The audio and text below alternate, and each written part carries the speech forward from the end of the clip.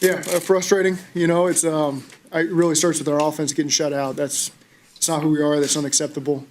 Never saw that coming. I think we had 5 trips, to their side of the field and came away with no points. And just again, that's as a play caller, that starts with me. When you walk away with no points, there's a huge amount of accountability that I got to take for that. But it was just a overall very frustrating day. I think we did some things that were very unorthodox on offense for us. Just penalties, silly penalties that were controllable on our end. And some possessions where we had opportunities at points and didn't walk away with anything. It was frustrating. What are your thoughts on the team's effort? Well, I thought defensively, I saw some really good things. I mean, they pressured him. He didn't have a lot of time in the pocket with 3 or 4 sacks, got a turnover, had an opportunity at another one, I know. They got us on a 0 beater, where was something we'd practiced. We were ready for it, and they still got us for a touchdown. So there was some held them 3 points in the second half, It's just, if my memory serves correctly.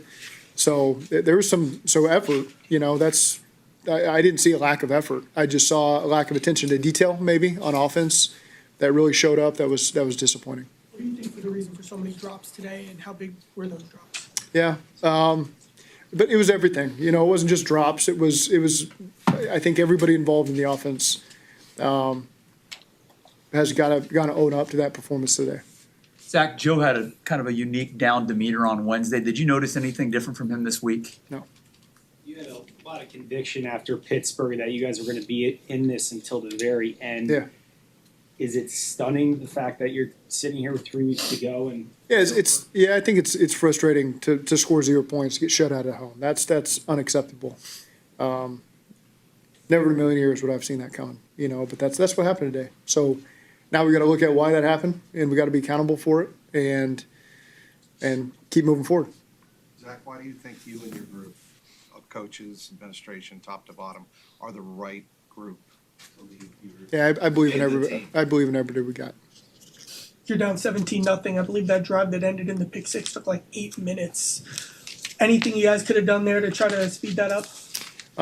We had some personnel issues, certainly, with some injuries that we were trying to balance there. Moments we went tempo, moments we decided huddle and try to make sure we got points on the board. So otherwise, y'all have been eliminated from playoff contention since 2020. How tough is that for you to go to 9? Yeah, it's frustrating. This is a team that I thought was a talented team that was going to have a chance to do big things this year.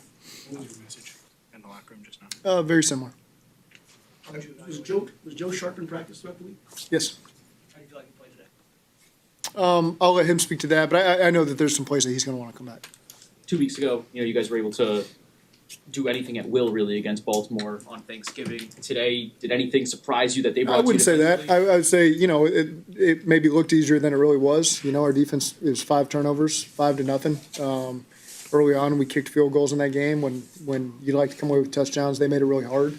So we knew that wasn't, people were going to say that, that we won how we won and that was easy for us. It wasn't, it was far from easy. We scored on 2 third downs in that game, touchdowns. So we knew that this game was going to be very difficult, and we put a lot of time and effort into the plan and the practice. And I got to today feeling really good about where we're at.